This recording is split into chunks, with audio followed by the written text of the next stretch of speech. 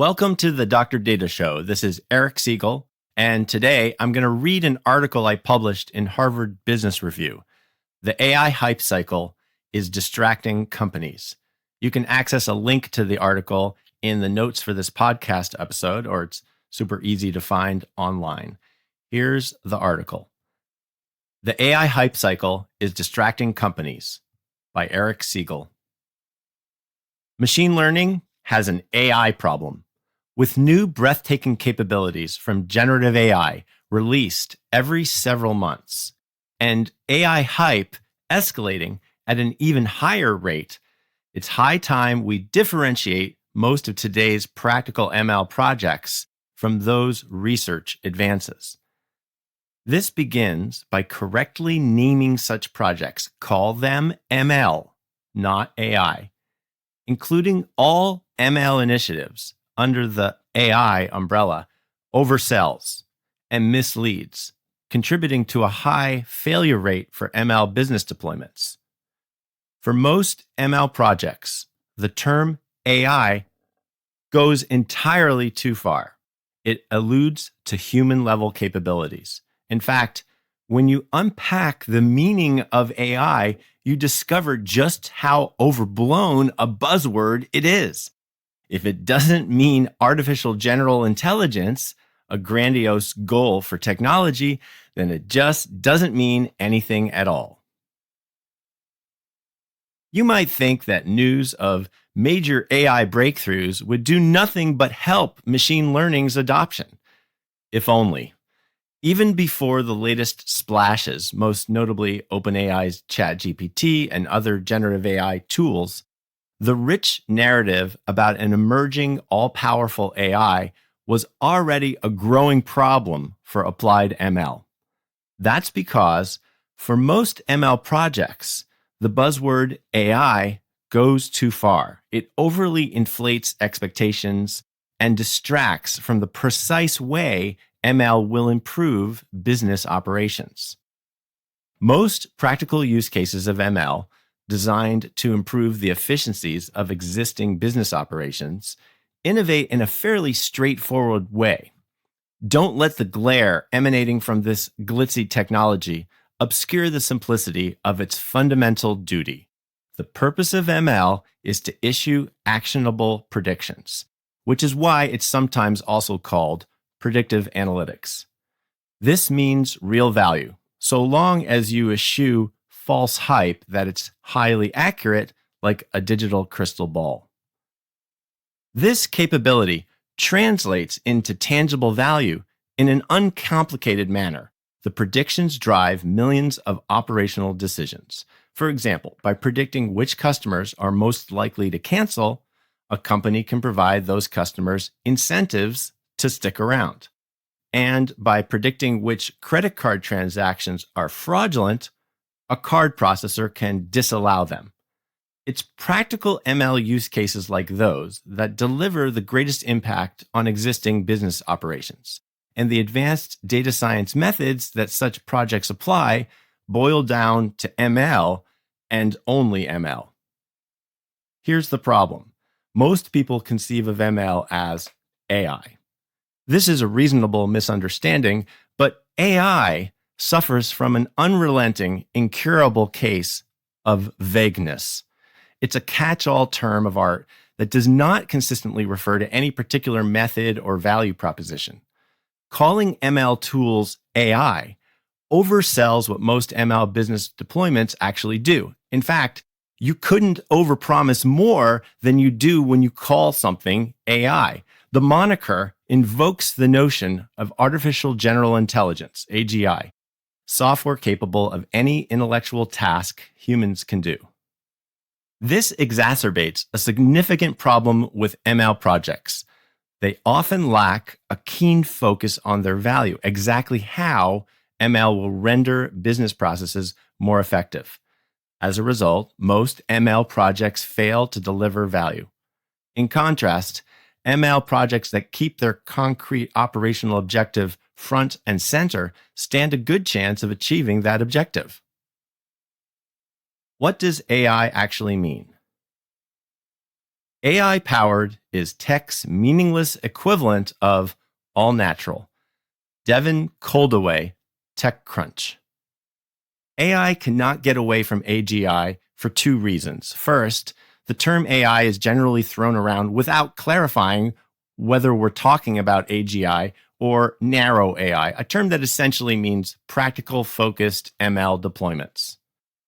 Despite the tremendous differences, the boundary between them blurs in common rhetoric and software sales materials.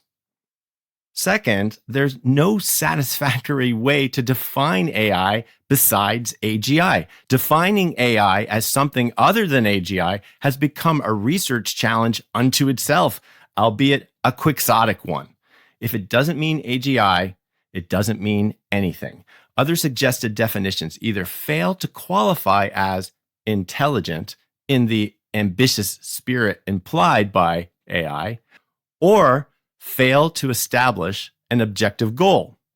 We face this conundrum whether we're trying to pinpoint 1, a definition for AI, 2, the criteria by which a computer would qualify as intelligent, or 3, a performance benchmark that would certify true AI. These 3 are one and the same. The problem is with the word intelligence itself. When used to describe a machine, it's relentlessly nebulous. That's bad news if AI is meant to be a legitimate field. Engineering can't pursue an imprecise goal. If you can't define it, you can't build it. To develop an apparatus, you must be able to measure how good it is, how well it performs, and how close you are to the goal, so that you know you're making progress, and so that you ultimately know when you've succeeded in developing it. In a vain attempt to fend off this dilemma, the industry continually performs an awkward dance of AI definitions that I call the AI shuffle. AI means computers that do something smart, a circular definition. No, it's intelligence demonstrated by machines. Even more circular, if that's possible. Rather, it's a system that employs certain advanced methodologies such as ML, natural language processing, rule-based systems, speech recognition, computer vision, or other techniques that operate probabilistically. Clearly, employing one or more of these methods doesn't automatically qualify a system as intelligent. But surely a machine would qualify as intelligent if it seems sufficiently human-like, if you couldn't distinguish it from a human, say, by interrogating it in a chat room, the famous Turing test. But the ability to fool people is an arbitrary moving target, since human subjects become wiser to the trickery over time. Any given system will only pass the test at most once. Fool us twice, shame on humanity. Another reason that passing the Turing test misses the mark is because there's limited value or utility in doing so. If AI could exist, certainly it's supposed to be useful. What if we define AI by what it's capable of? For example, if we define AI as software that can perform a task so difficult that it traditionally requires a human, such as driving a car, mastering chess, or recognizing human faces. It turns out that this definition doesn't work either, because once a computer can do something, we tend to trivialize it. After all, computers can only manage mechanical tasks that are well understood and well specified. Once surmounted, the accomplishment suddenly loses its charm, and the computer that can do it doesn't seem intelligent after all, at least not to the wholehearted extent intended by the term AI. Once computers mastered chess, there was little sentiment that we'd solved AI.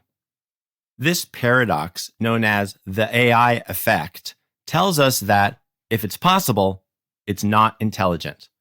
Suffering from an ever-elusive objective, AI inadvertently equates to getting computers to do things too difficult for computers to do, artificial impossibility. No destination will satisfy once you arrive. AI categorically defies definition. With due irony, the computer science pioneer Larry Tesler famously suggested that we might as well define AI as whatever machines haven't done yet.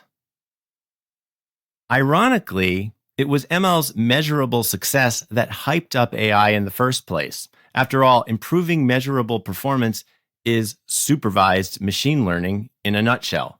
The feedback from evaluating the system against a benchmark, such as a sample of labeled data, guides its next improvement. By doing so, ML delivers unprecedented value in countless ways. It has earned its title as the most important general purpose technology of our era, as Harvard Business Review put it.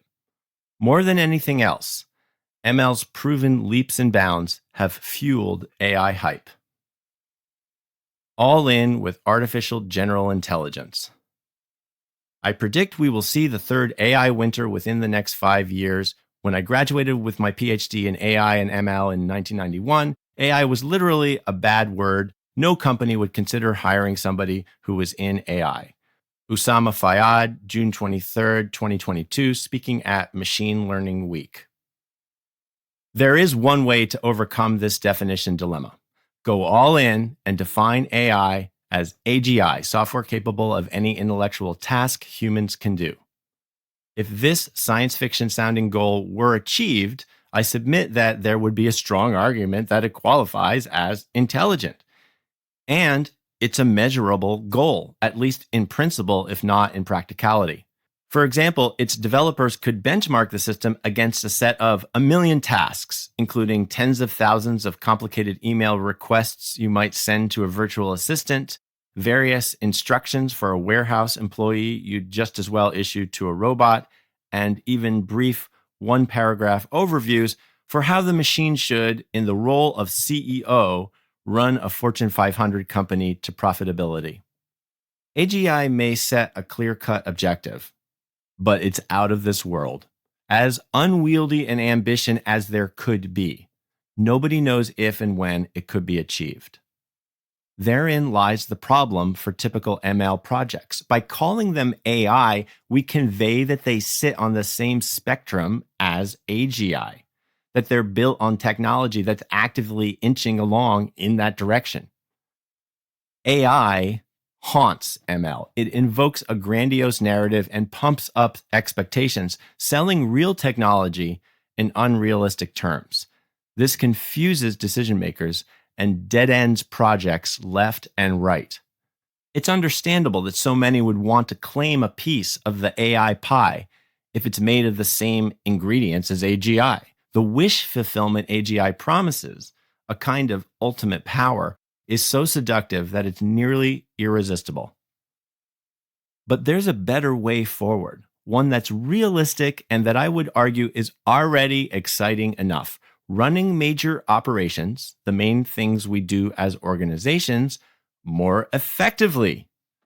Most commercial ML projects aim to do just that. For them to succeed at a higher rate, we've got to come down to earth. If your aim is to deliver operational value, don't buy AI and don't sell AI.